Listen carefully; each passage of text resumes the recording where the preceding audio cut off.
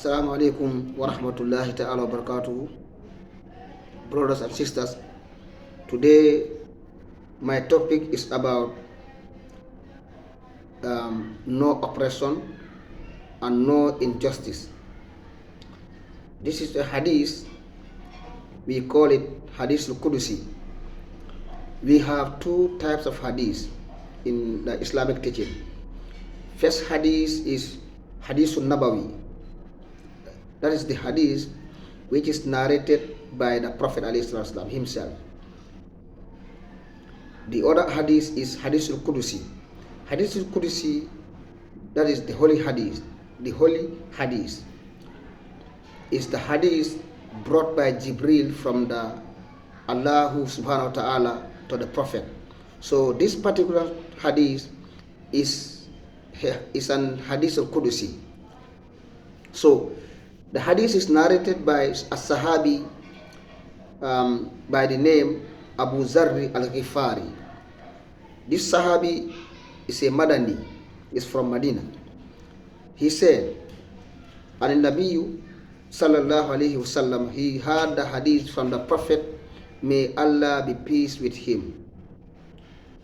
Fima yarwihi ar-rabbihi. This hadith is one of the hadiths that Prophet Muhammad narrated them from Allah Tabarak wa ta'ala. And now call that the Prophet said, now the word of Allah here is Ya ibadi. Allah say, O my servant, Inni haramtu zulma ala nafsi wa ja'altuhu bainakum muharrama. He said, I have forbidden oppression, injustice for myself, and has made it unlawful for you as well. وَجَعَلْتُهُ بَيْنَكُمْ مُحَرَّمًا. I have made oppression and injustice unlawful for you. فَلَا تَظَالَمُوا. Do not oppress one another. Do not play injustice between one another.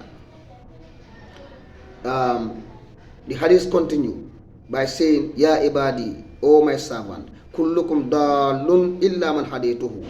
All of you are astray. All of you are no guidance. Without guidance, except whom I provided guidance for them. Kullukum dalun illa man hadaytuhu. All of you are astray except the one I guided them through my revelation. Fastashaduni, then seek guidance from me. The hadith continue. Ya ibadi, kullukum ja'i'un illa man at'amtuhu. O you my servant, all of you are hungry except the one I feed them. I provide provision for them. Fastat'amuni ut'imukum, then seek provision from me as I provided for you. Ya ibadi, kullukum arin illa man kasawtuhu. He said, O my servant, all of you are naked except the one I have provided clothes for them. All of you are naked. Kullukum arin illa man kasawtuhu. Fastaksuni, then seek clothing from me, I shall clothe you. He continued by saying, Ya ibadi, innakum tukhti'una bil-layli wan-nahar wa ana aghfiru dhunuba jami'a. O you servants, you have wronged yourself. You keep on wronging yourself day and night. You keep on sinning by day and night. Seek forgiveness from me, I shall forgive you. Fastaghfiruni aghfir lakum. Seek forgiveness for your sins, I shall forgive them all. La ubali. It will not disturb me. He said, Ya ibadi, innakum lan tablughu durri fatadurruni. O my servant, you can never harm me in order to harm me. You don't have any mean to harm me. Your wrongdoing will only return on you. It will never increase me, or it will never decrease my sovereignty. Allahu Akbar. Your wrongdoing will never harm me. Which means your deed is your own affairs. It will never decrease my kingdom, or increase, or your worship will not increase my kingdom, then all what you are doing belongs to you, will be returned to you back. He said, Lan tablughu durri fatadurruni. You cannot harm me by no way. Walan tablughu naf'i fatanfa'uni. You cannot benefit me in any way, because I am self-sufficient. He said, Ya ibadi, law anna awwalakum wa akhirakum wa insukum wa jinnakum kanu fi atka kalbi rajulin minkum lan tazad aw ma zada zalika fi mulki say'a. He said, "O you my people, if in the ins of you, the human being, all the human being and the jinn, and yes, you all gather, you became as one pious person." The hadith literally mean, if all of you became as the most of you in fear of Allah, like if you became like Prophet Muhammad, the last prophet, because he is the most elevated person, the most noble human being on earth. Hadith is simply meaning, if you became as Prophet Muhammad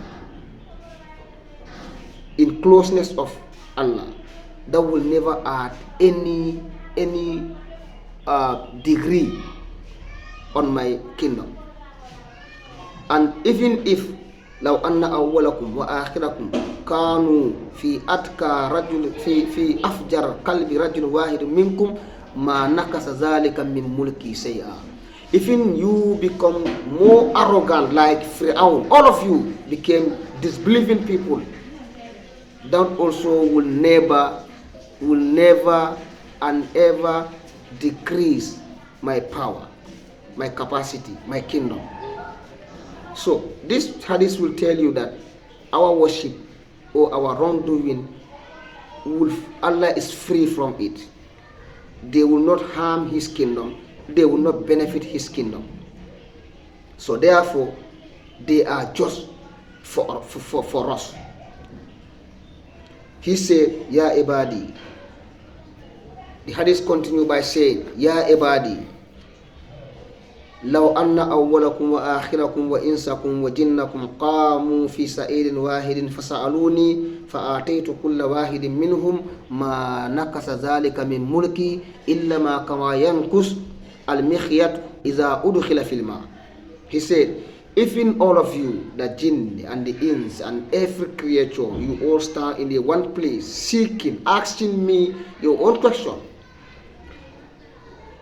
about profession, I will provide it for you one after the other, and that will never decrease from what I have, except like when the needle is placed, is dipped in the sea and taken, the little amount of water that cling the needle is the amount that I sustain.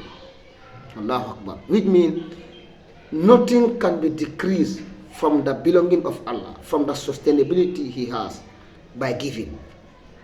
So don't think this hadith is telling us, is encouraging us to supplicate Allah, and is also encouraging us to is warning us all not to associate Allah, and for us to know what we are doing is for ourselves. So Allah is free from anything that we are doing. So he said, if all of you gather together and ask me for whatever you want, different in their different areas, I will have provided for all of you, and that will never decrease from my kingdom. Allahu Akbar Kabira. He said, Ya ibadi, innama hiya a'malukum. All those what you are doing is just your deeds, and it belongs to you. I am here to account for you, and will return it for you in the day of judgment. فَإِنَّمَا هِيَ أَعْمَالُكُمْ أُحْصِيهَا لَكُمْ. I will keep it for you and will return it for you in the day of judgment. At the end, the hadith say, فَمَنْ وَجَدَ خَيْرًا فَلْيَحْمِدُ اللَّهِ. فَمَنْ وَجَدَ خَيْرًا فَلْيَحْمِدُ اللَّهِ. Whoever find good deeds with us, let the person praise Allah. Yes. Any one of you finds his good deed abundantly stored with us, in the day of judgment, the person may thank Allah. Yes, he will thank Allah on that day. But whoever also found other than the good deeds with us in the day of judgment, let him not blame anybody except himself. This is the hadith. In summary, the hadith teaches us not to associate, not to oppress each other. The hadith is also teaching us that belonging we have does not own by ourselves 100%. That's why he say, kullukum arin illa man kasawtuhu. All of you are naked except the one I provided clothes for them. So the sustainability, the fortunate you are in this life, don't take it as it is out of your experience. It is given to you by Allah. Everything belongs to Allah and will return to Allah. So no matter how rich you are, don't feel arrogance. Don't show up yourself. Know that one day you will leave them behind. You will die and will go. The amount of your wealth will not be more than $100, 100 Gambian dollars. You'll be surrounded within small pieces. It is very, very minimal in price. Therefore, let us know that the belonging that we have is from Allah. And let us also, the hadith also teach us to encourage us to supplicate Allah. That's why he say, fastas haduni, supplicate all the time. Know that you don't have anything in this life. You need support, assistance from your Creator. By no means. Hadith teaches us that whatever deeds you commit in this life, you are going to find it in the day of judgment. Nothing will be disappear, and nobody will escape in the day of judgment. That's why we will all be brought in front of Allah in the day of judgment, and will be given back our accountability. Therefore, Assalamu alaikum wa rahmatullahi ta'ala wa barakatuh.